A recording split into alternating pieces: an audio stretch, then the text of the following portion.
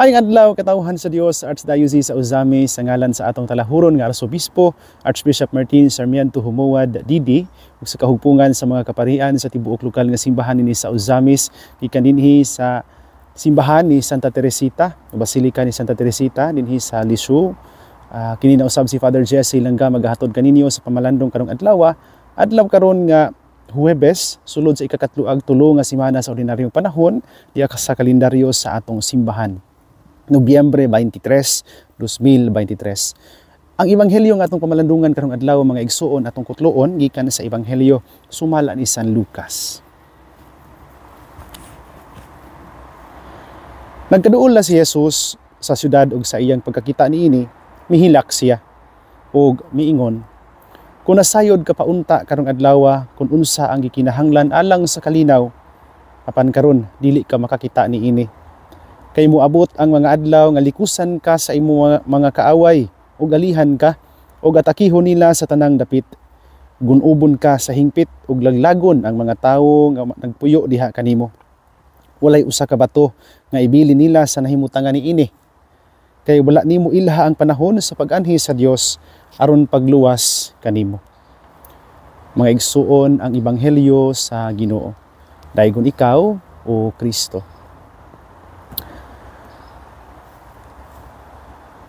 Mga igsuon ko din ni Kristo, maayong adlaw pag-usab kaninyong tanan. Kasama sa akong giingon sa unahan ni ako karon uban sa mga pilgrims sa Archdiocese sa Ozamis, uban ang atong talahurong Arsobispo, ug uban ang mga kaparian sa Archdiocese sa Ozamis sa simbahan o Basilika ni Santa Teresita sa Batang Jesus dinhi sa Lisu. Ni usa sa mga nadala nako na pamalandungan ining pipila ka mga adlaw sa Marian pilgrimage. Mao kining kamatuoran mahitungod sa kinabuhi. I don't know if you will agree with me that there are moments o mga hitabo sa atong kinabuhi nga posible nga naara sa atong atubangan ang mga butang atong gipangita pero dili gihapon ta makakita. Akong balikon, posible nga ni daghang mga hitabo ug higayon sa atong kinabuhi nga naatay mga butang gipangita pero naara sa atong atubangan pero di gyud tang kakita. Dunay duha ka okasyon lang sa ebanghelyo nga nihilak si Jesus mga igsuon. Una, dihang namatay si Lazaro ang iyang suod nga higala in John chapter 11 verse 35. And ang ikaduha karong adlaw diha sa ebanghelyo dihang nagkaduol siya ug hapit na moabot sa Jerusalem, nihilak si Jesus. Nganong nihilak man si Jesus? Nihilak si Jesus mga igsuon tungod kay kana bitawng kasubo ug kaguol because of something that you want that for that person to see or to feel pero wala mabati o makita sa maong tao. I don't know if you have experienced doing so many things for the persons you love pero you end up not recognized. Mga ginikanan nga nagbilar pag-ayo, napagba ang lawas aron sa pagpaningkamot to provide financially for their families. Panalitan usa ka inahan nga gihimo ang tanan para higugma para mapabati sa iyang anak ang iyang pagpangga pero at the end of the day ingnon sa iyang anak, pakita apog kuma sa imong pagmahal. Pero iyang mama nagkabuang-buang nagpangita sa iyang pagkaon, nagka-busingot na og pangutang intawon para makabayad sa eskwela. Naana pero wa makita. Nihilak si Jesus mga igsuon because of Jerusalem's failure to recognize the presence and the manifestations of God's kingdom diha kang Jesus. Jerusalem was waiting for the Messiah. Pero naana silang atubangan ang Messiah, ang Mesiyas, personified in Jesus, the kingdom of God. Pero nganong wala man sila kakita niya. Daghan kay mga higayon sa atong kinabuhi mga igsuon nga susama tag Jerusalem, blinded and unable to see the presence of God in our everyday lives. Daghang kay mga higayon sa atong kinabuhi nga muratag Jerusalem. Gipakitaan na ta sa grasya sa Dios, pero di ta kalinggat ug gabantay niini. Again, balik ko na usa sa mga na pamalandungan ako nining ato ang kining Marian pilgrimage. Mauning butang gyud nga daghang kita gipangita sa kinabuhi, mga longings and desires. Yung usahay bisan og naa na pero di ta kabantay. Ngano man na? Para nako dunay upat ka mga hinungdan ug rason nganong dili ta kakita sa grasya sa Dios. Una, probably because we are blind, buta. Ikaduha, we cannot see because we are looking at a different direction. Lahi ang atong gitan-aw. Ikatulo, probably because dili kitay blind pero ang atong gipangita veiled, natabunan. And we have not searched harder para makakita no sa maong grasya. Ug ikaupat og katapusan, wala ta kakita og kaalinggat sa grasya sa Dios tungod tingali kay naatay laing gidali-dali og gustong makabot, rushing to look at other things, thereby on the process, on the pilgrimage, on the journey, wa ta kaalinggat sa daghan kay nalabyan natong mga grasya ug panalangin. Di pud ta mga buta tingali. O baka mga buta ta tungod kay dugay tang kakita, wa gid ta kakita nga kanang atong gitan-aw karon nga grasya. Mauna ang grasya sa Dios.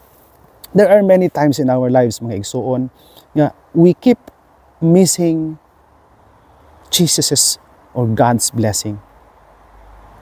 Nangayo ta sa iyang grasya, but we oftentimes want God to give that grace ngan hinato sa atong paagi, sa atong terms, on our calendar nga atong giset, on our conditions, and according to our specifications. Munang naagani grasya nga moabot, dili man atong pagbuot, ug dili mo atong gusto, ug dili mo atong ganahan, magtuo ta nga dili grasya.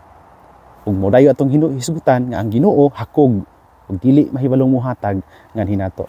Di istorya may tungod sa usa ka tawo nasunugan siya balay, hinunggan nga nagampo siya sa Ginoo. Lord, tabangi ko nga makabaton og balay. So pagkaunsa ang agikan sa langit, nahulog siya nga tubangan kining atsa. Suko kaysa sa Ginoo, giingnan niya Ginoo, Lord, usam ka Lord, nga balay may akong gipanghayo nga gitagaan mo kundi mo atsa. And in silence, God answered to the person. Itagaan ti kag atsa aron mosugod kag panaga og kahoy aron makatukod kag imong balay. Dear brothers and sisters in Christ, God's blessing do not always come to us the way we want them packaged. Moabot ang grasya sa paagi nga talagsaon, sa paagi sa Dios, nga iya sa Dios. And I hope makita nato kana adlaw-adlaw. God will manifest His providence and power sa atong kinabuhi. We just have to trust Him and sharpen our eyes to recognize the many times God has given us His blessings. Maabli unta nga atong mga mata aron nga makita nato ang mga grasya sa Dios nga kada adlaw iyang gipakita o gipaambit ganin nato. Dini akong likod ang basilika mga igsuon, at inside the basilika mas klaro dito ang upat ka mga symbolisms nga naa sa stained glass. Ang deer, which symbolizes our longing for God.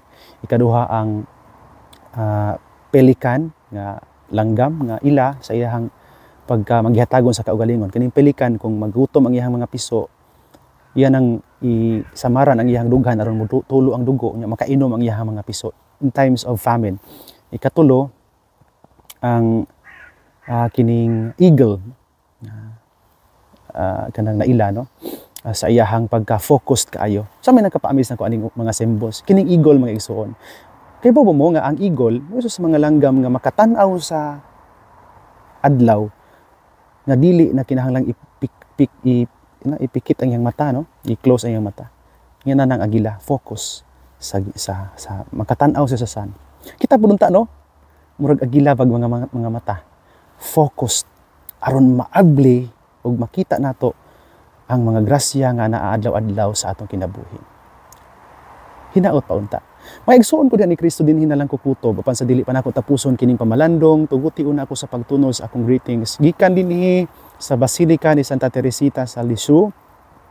Kaninyong tanan, maayong adlaw ug maayong buntag ug daghan kaayong salamat sa inyong makanunayon nga pagsunod kanato nining atong pamalandong.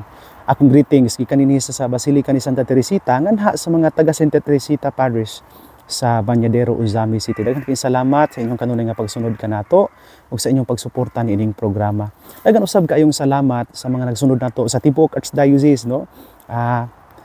Kining inyong pobre ug kabus nga pari naabot dinhi sa Europe, no, aron mo apil ining Marian Pilgrimage.